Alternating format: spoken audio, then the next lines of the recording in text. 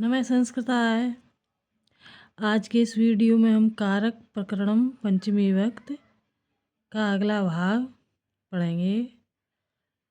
तो ये आगे वाला सूत्र है, ये विभाषा गुणे अस्त्र्याम गुणे हेताव स्त्रीलिंगे पंचमी वा स्यात्।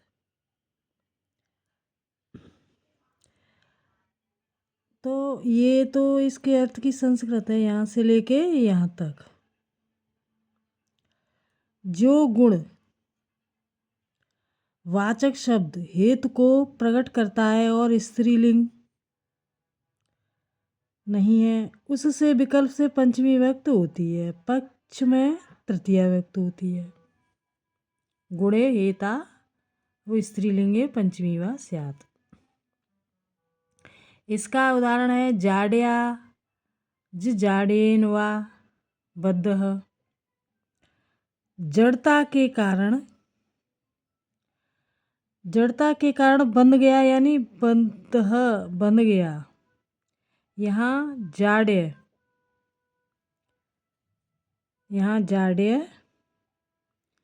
बंधन का हेतु है। यहाँ गुणवाचक शब्द है और स्त्रीलिंग में भी नहीं, अतएव इससे पंचमी तथा तृतीया विभक्त होती है। तो पंचमी जाड्याज, इसमें पंचमी है और जाडेन में तृतीया है। वाह यानी विकल्प से। गुणे किम, गुणवाचक शब्द से पंचमी होती है, ऐसा क्यों कहा?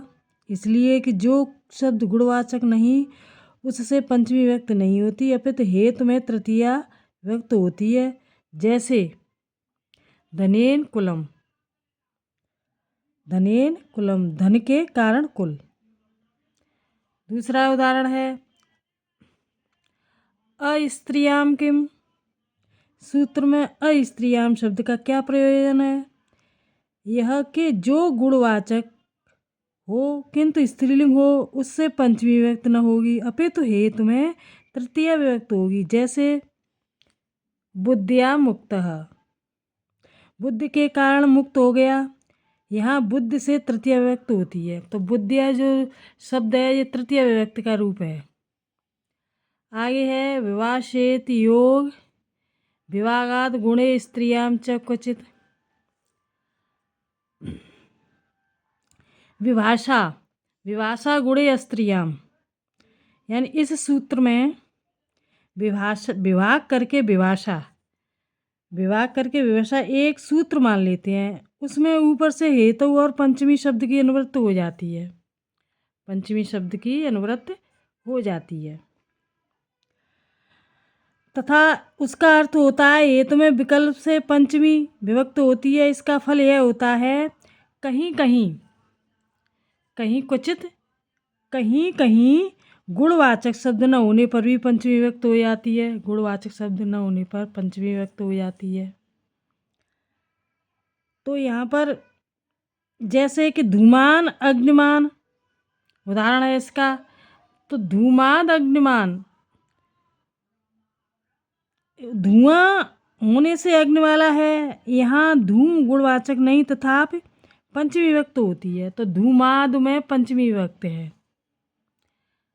अगला है इसी का उदाहरण नास्त घटो अनुपलब्धे।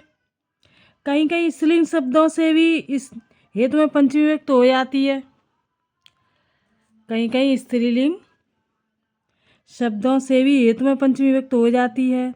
जैसे नास्ते घटो न उपलब्धे, तो उपलब्ध न होने से घट नहीं है, यहाँ अनुपलब्ध शब्द स्त्रीलिंग है तथापि इससे पंचमी विभक्त हो जाती है। अनुपलब्ध जो है स्त्रीलिंग है। आगे है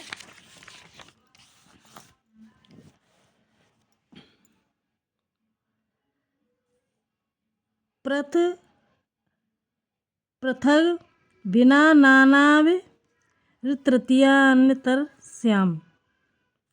अभिर्योगे तृतीया स्यात् पंचमी द्वितीये च। तो इस सूत्र से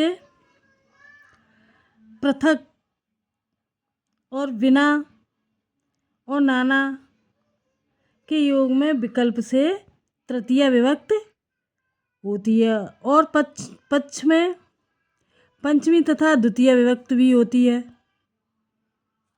अविर्योगी यानी इन शब्दों के योग में तृतीया विभक्त और पक्ष में पंचमी तथा द्वितीय विभक्त होती है। पंचमी तथा द्वितीय विभक्त होती है। तो ये तो इसके अर्थ की व्याख्या है ना, तो उसकी संस्कृत है। अन्यतरस्याम ग्रहणम समुच्च यार्थम पंचमी द्वितीये च अनुवर्तते।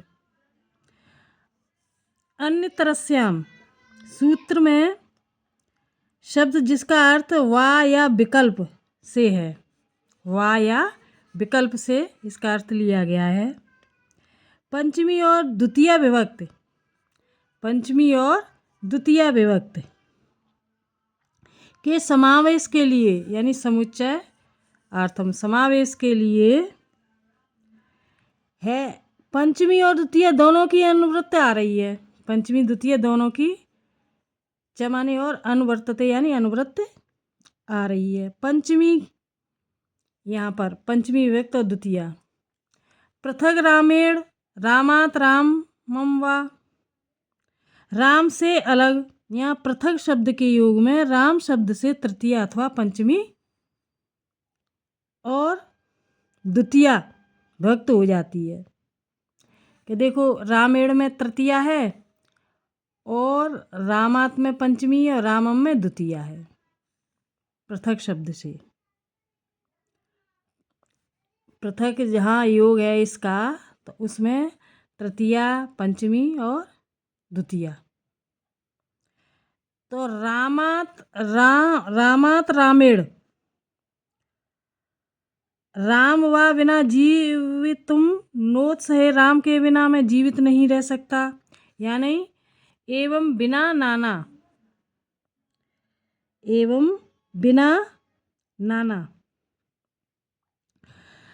बिना नारी के बिना जीवन निष्फल है आदि प्रयोग में बिना नाना के योग में तृतीय अथवा पंचमी द्वितीय होती है। आगे कर्णे च स्तो काल्प कृच्छ कतिपय अस्या सत्वचनस्य एभ्यो द्रव्यवचनेभ्य कर्णे तृतीया पंचम्यो स्तः। तो स्तोक, स्तोक यानी तनिक, अल्प थोड़ा, कृच्छ कष्ट, कतिपय कुछ, इन शब्दों का जब द्रव के लिए प्रयोग नहीं होता तो इनसे कर्ण में तृतीय अथवा पंचमी विभक्त विकल्प से होती है।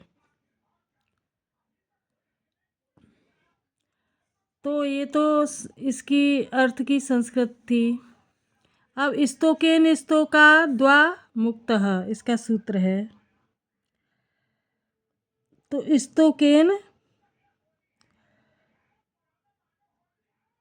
अस्त, यहाँ पर अस्त वचन का अर्थ है अद्रव्यवाची का, अर्थात जब इसका प्रयोग द्रव्य के समानाधिकरण रूप में नहीं होता।